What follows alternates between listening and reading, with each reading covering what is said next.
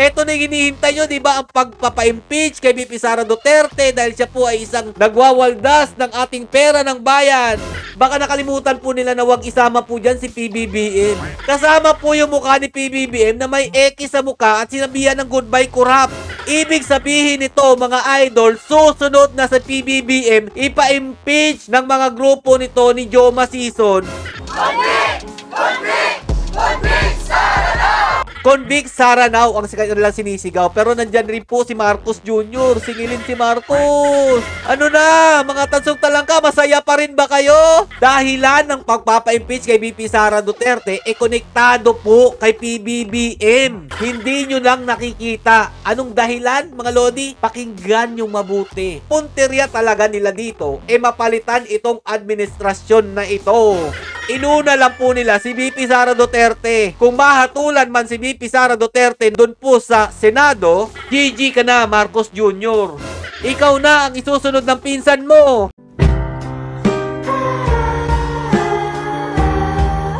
Yo, what's up mga lods? It's Miguel Peps TV. Welcome back po sa ating channel. Giting tagumpay po si Kong Victed Castro. Sabi po kasi dito mga lodi, impeachment na po ni VP Sara Duterte. At yan po ang nangyari kanina. Kinukutuban na po talaga ako mga idol doon po sa kanilang pa-meeting-meeting na yan.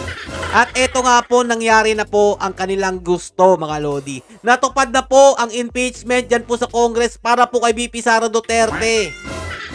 Nakakatuwa ba o nakakalungkot? Para sa akin mga lodi, neutral pa rin po ako dyan mga lods dahil hindi pa po tapos ang laban. Hindi pa po sila nagtatagumpay. Ito po yung kanyang sinabi mga lodi, kaya nalaman ko na po na meron na po talaga silang binabala kanina para po sa impeachment ni VP Sara Duterte. Kaya po ganito kasaya ito po si Franz Castro. Pumunta ka muna, tapos punta muna ako. Sabi mo, invited ka ma'am doon? Parang ano yun, no? Parang dalagita eh. Kinikilig-kilig po eh. Hindi kami invited, pero baka yung majority yon. Tapos? Maniniwala ba kayo na hindi siya invited? Kailangan po ng boto. Imposibleng hindi po siya iimbitahan nung taong may utak ng impeachment dito po kay VP Sara Duterte. Anak ng tinapay naman, wag naman kami, ginagawa kaming mga bata. Hindi lang kayo invite. Impeachment ba yun? Ma'am, paano nilalaman na merong focus kung hindi po kayo invited? Na dinig-dinig lang namin. Puntahan ko muna. Ano yung nasabi na impeachment? Nadinig-dinig lang daw, baka nga may GC kayong lahat ng mga kongresistang bumoto kay VP Sara Duterte na maipa-impeach siya eh. At permahan. May nagsabing official. Official, gano'n An kalapit? official has told you that there's a signature Leader? from the majority. Malapit Ma'am, sorry. Naka one Can third you na. say it na kayo mismo? What is this meeting about? O anong narinig po ninyo? Sabihin ko na mo. Kunyari pa. Pero gusto mo na sabihin. Kayo po. Sabihin mo na. Ano po yung narinig niyo? Well, parang Kilig-kilig naghahanda pa eh. yata ang majority doon sa ipipresent mamaya about impeachment. So, I have to verify pa nga kung ano yung impeachment complaint na yon. Is it 1, 2, or 3? Yan. May narinig kayo? Or four? Or 4. Tama. But the official who told you, yes, he or she has signed the impeachment. Hindi ko pa nakita. May narinig kayo ilang bilang na po yung pumirma? Well, we are in-expect daw na makukuha yung 1/3. Alam na nila mga lodi, no? Makukuha yung 1/3. Pero sobra pa po yung boto na nangyari doon. Kaya nga po, napaisip po ko mga lodi, minamadali po yung impeachment kay VP Sara dahil nga po, paparating na po ang eleksyon. Pero hindi pa rin po yan matatapos kahit na po dumating na po ang eleksyon sa 2025 senatorial election. Dahil lilitisin pa po si VP Sara dyan po sa Senado. Para po sa mga nagsasaya dyan, mga lodi, yung mga wala pong alam-alam, hindi pa po ito yung final judgment. Nagkaisa lang po ang mga kongresistang sa tingin po natin, nabayaran. Dahil di ba mga lodi, pakipot pa po yung iba, pero nung inabutan na siguro, pumirma na. Dahil matagal po ito nila na ipasatupad mga lodi, bago po ito naabot po yung 1/3. Lumampas na nga po sa 1/3 mga lodi. Sobrang dami po yata na nabigyan. Ganto na po ang kalakaran sa ating bansa ngayon, mga lodi. Pera-pera na lang po talaga. Wala na pong maayos na kongresista na namumuno dito. Konti na lang siguro, mga lodi. Tingin ko, si Congressman Marcoleta na lang yata. O, ito pa, mga lodi. Tuloy natin yung kinikilig na si Franz Castro. 103, pero nag-expect pa ng more than that. Okay. Kunyari Hindi ko na pa. muna sabihin yung final na. Alam nyo na yan? See you later. Kunyari pa, alam nyo na yan. Kaya ngiting tagumpay ka na. Huwag na kayo magmaang-maangan. At sinasabi pa, hindi daw nila alam, mga Lodi. Kailangan daw ng 1/3. Tapos sinabi pa niya dyan na hindi pa namin alam na about sa impeachment. Huwag kami, hindi kami ngayon pinanganak, Castro. Hindi ka magsasaya ng ganyan. Hindi ganyan yung ngiti mo kung hindi mo sigurado na mapapa-impeach dyan sa Kongreso si VP Sara Duterte. So, eto mga Lodi ha. Sa tingin po natin, nasakop na po talaga ng komunista itong loob po ng Congress. Yari na po talaga mga idol. O, para sa mga tansong talangka, natutuwa kayo? Eto na yung hinihintay nyo, di ba? Ang pagpapa-impeach kay VP Sara Duterte dahil siya po ay isang nagwawaldas ng ating pera ng bayan. Pero napansin nyo ba? Parang ito po yung kauna-unahang nangyari sa ating bansa na ang Vice Presidente ang pina-impeach. Sa akin lang pong palagay kasi hindi ko po naabutan kung meron pa mong ibang Vice President na pina-impeach eh. Pero sa aking nasilayan, si VP Sara lang po ang katangi-tangi pong pina-impeach ng Kongreso, hindi po ang Pangulo. Bakit mga idol? Kasi nga, kapag si Pangulong Bongbong Marcos Jr. ang una nilang pina-impeach, sinong papalit? Si VP Sara Duterte. Mas mahirap yun. So, eto, papakita ko sa inyo ha, para hindi nakakaalam. Kasamahan po nila, ito pong babae may hawak na placard. Goodbye, corrupt daw po. Baka nakalimutan po nila na wag isama po dyan si PBBM. Kasama po yung mukha ni PBBM na may X sa mukha at sinabihan ng goodbye, corrupt. Ibig sabihin nito, mga idol, susunod na sa PBBM, ipa-impeach ng mga grupo nito ni Joma Season. At sa tingin ko, si Romualdez na po talaga pumalit kay Joma. Yan lang po ang aking palagay. Kaya ako po nasabi, napasok na po ng komunista ang Kongreso. Hawak po ni Martin Romualdez itong Congress. O baka hindi nyo pa rin naiintindihan kung ba't ko nasabi na si Marcos Jr. naman ang isusunod nila. Ano po ang dahilan ng pagpapa-impeach po nila kay VP Sara Duterte? Isa-isahin po natin ha, baka ma-relate po natin ito kay PBBM. Convict Sara now! Convict! Convict!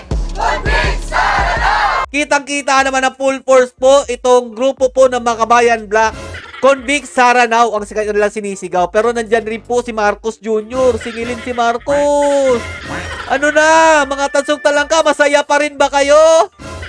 Dahilan ng pagpapa-impeach kay VP Sara Duterte, konektado po kay PBBM.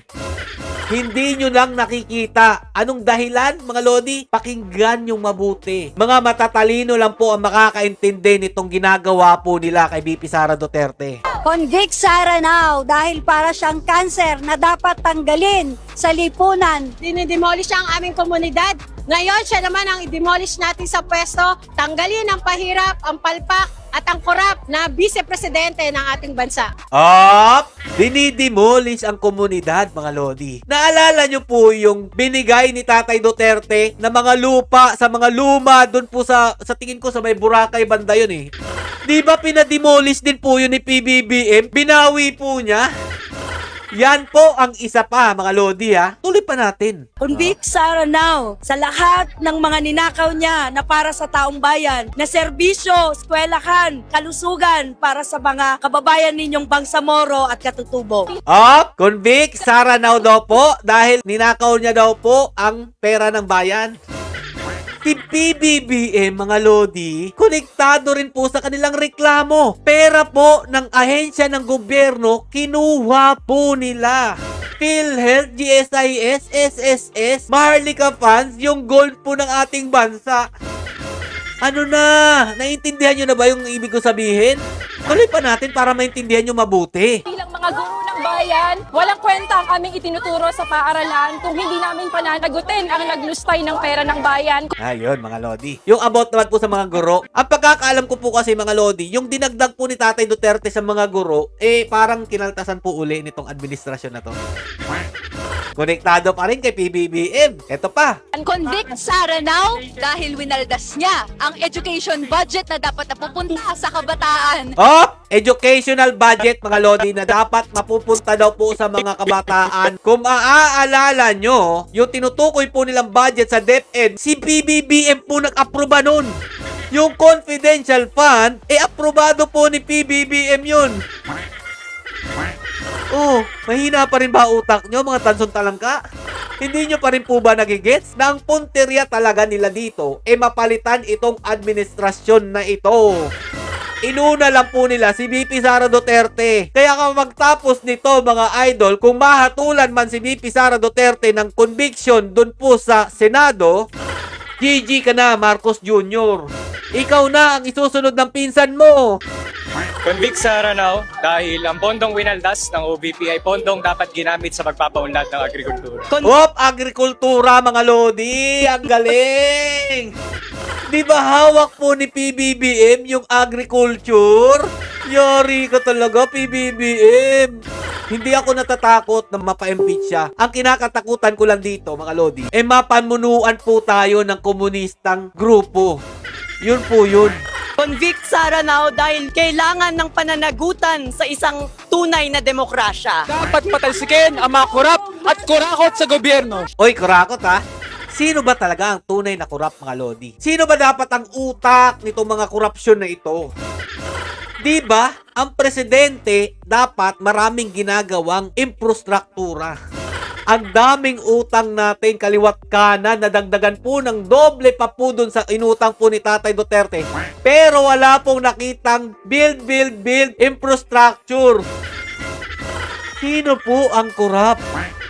Ay pabaya at pahirap sa masang Pilipino, mas lalo na ang LGBTQ+ community. LGBT community, mga lodi. Alam nyo naman si VP Sara Duterte napakalapit nito sa mga LGBTQ. Si Tatay Duterte nga, mga lodi, napabilib si Vice Ganda nung in-interview dahil nga po si Tatay Duterte malapit po sa mga LGBTQ. Tapos mga lodi, anong ginawa po ni PBBM sa LGBTQ ngayon? Wala lang. Wala na akong pakialam. Parang ganun po ang nangyari. O tuloy pa natin. Convict sa Aranao dahil siya ay guilty. Sa pagtingin namin, nagnakaw siya ng pondo ng bayan. Opya! Nagnakaw ng pondo ng bayan! Sino po yung nagnakaw ng pondo ng bayan? Isa-isayin pa po na natin yung mga sa tingin nating na wala pong pondo ng bayan. Binanggit ko na po kanina, mga lodi, SSS, GSIS, PhilHealth, Maharlika Fund, gold ng ating bansa. Ano pa? Utang na napakalaki, mga lodi. Yan po ang tinutukoy nito ni Colmenares. Kaya, GG ka na talaga, Marcos Jr. Ikaw na ang susunod kapag nagtagumpay ang grupo nitong Komunista Party List, ay Makabayan Party List pala, na sa tingin ko po, yan po talaga ang kanilang plano. Kaya sige, magsaya kayo mga tansong talangka. Intayin po natin kung sino po ang may malakas na kutob. Ako po ba o yung gusto ninyo? Hanggang dito na lang po muna, mga lodi. Sige, magsaya po muna kayo. Abangan po natin kung anong magiging kahihinatnan nito sa Senado. Kapag nagkataon, mga lodi, pabagsak na po ang ating bansa. Pero kahit anong mangyari, mga lodi, Duterte pa rin.